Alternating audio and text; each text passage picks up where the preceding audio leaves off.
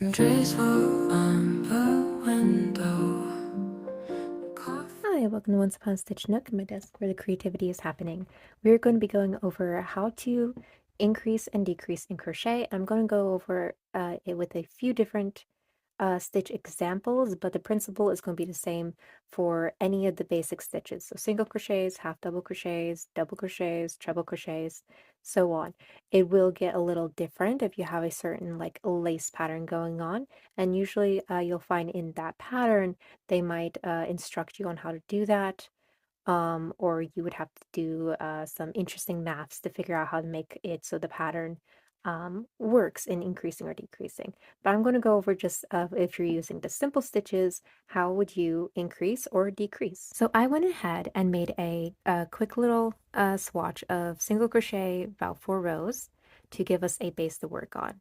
So let's say you are it instructs you to increase on the sides, and so what an increase will be is usually you'll just make 2 of the same stitch into the same spot.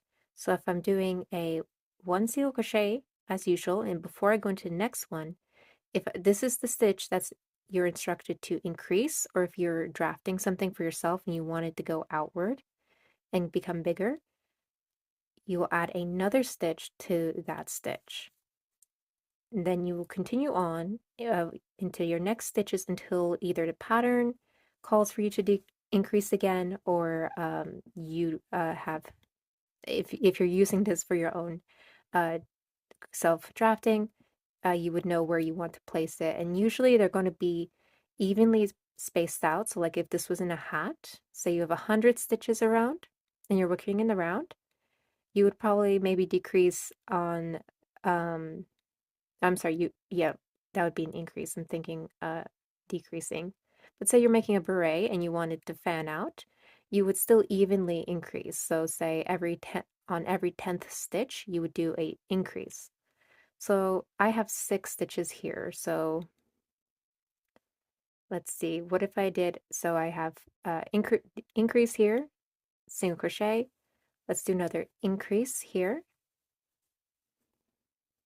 like so. So I have 2 single crochets into the same spot, single crochet into the next one, and then let's say increase in the next one, and then single crochet. So this increases are evenly spaced out, and the more increases you have, obviously the more it'll fan out. If I did an increase in each of these, it would start to get quite wavy. So if you're going for that effect, like a very curly edge or something, that works very well.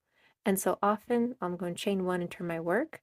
Often after you've done an increase row, you'll find patterns will say to simply do a regular follow up with no increase row, because this helps avoid doing overly, because in most cases you don't want that ruffliness unless it's specifically for the design. So you would do a regular row across and you'll have a new stitch count. So I had 6 stitches before and I increased 3 times. So I now have 9 stitches. So you see how that looks out, and we've already growing. So let's do a half double crochet example. Go and chain 1, turn my work. And so I have 9 stitches. Let's say I increase on every 3rd stitch. So I'm going to do a half double crochet, a regular half double crochet, and then an increase. So I'm going to insert a half double crochet and then half double crochet into that same spot, which will make the increase, like so. Now I'm going to paste it out again, a half double crochet, a half double crochet, and an increase. And that just means 2 half double crochets, or whatever stitch you're using, you're going to put 2 of them in the same place. And then my last one is an increase. So there you have it. So I'm going to do 1 regular row and then we'll practice our decreasing. All right, so I've worked my way across. You can see how we're creating this, keeps going more and more out. And so since we increased after 9, I added 3 more increases. What are we at? We're at 12 now. And also to follow that reasoning, also just so you know, and patterns will often tell you, but they like you to increase at also a gradual same rate. So if you single crocheted two, let's say, no, we did single crochet, increase, single crochet, increase, say that way. The next time you increase, it's likely going to be single crochet, regularly 2 stitches, then increase. Single crochet for 2 stitches, increase. The next time you're going to increase, it's probably going to be 3 single crochet, and then increase, 3 single crochet. That's usually the pattern if you're just doing it a gradual increase, unless there's something more specific the design calls for. So let's practice our decreases now. Now a decrease is a little more complicated, but not much. Let's use a single crochet. So I already chained 1, turned my work. I'm going to put a single crochet into the first 2,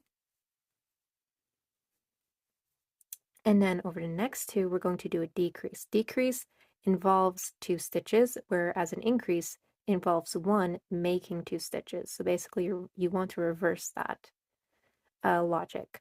So you're going to start a stitch like you would if I was doing a half double crochet. I would yarn over and pull through, but I wouldn't finish it. And say if I was doing a double crochet, I would stop before that last pull through as well. So for the single crochet, all I do is yarn over, pull through. I insert into the next stitch, yarn over, pull through. And now I finish it by yarning over and pulling through all the loops. So you see how it brings this together to 1 stitch.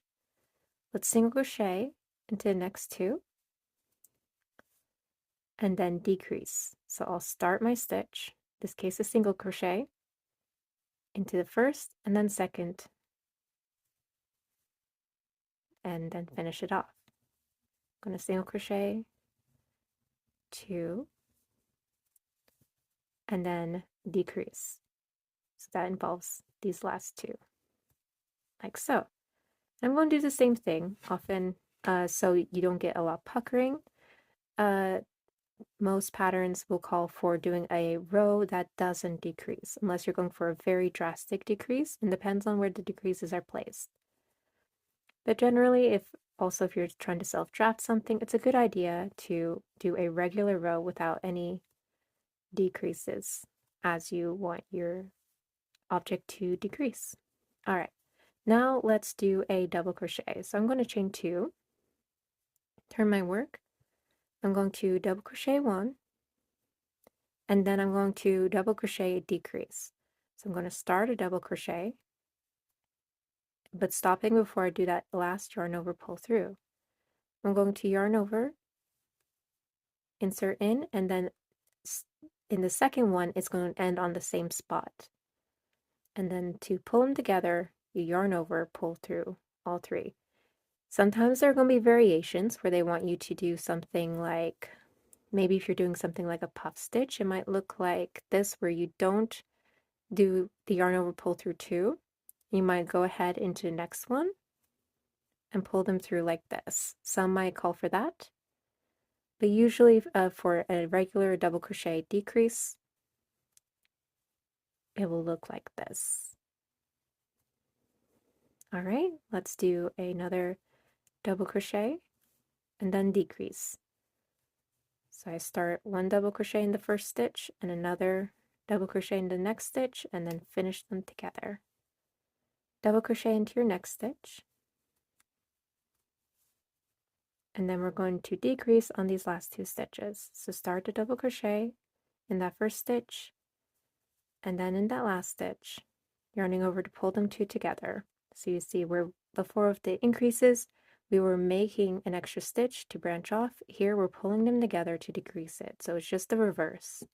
And you see how we made that happen, and it's quite symmetrical, other than I use double crochets here and half double crochets here. But that is the basics for using any of the regular stitches that aren't any particular lace stitch or something of that sort to do any increase or decrease.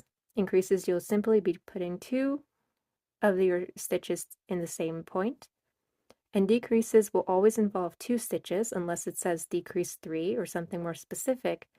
It's going to be pulling in those 2 stitches into 1, whatever your stitch may be. I hope that helped. Let me know if you have any questions or if you want me to go over more complex stitches and how to decrease and increase them.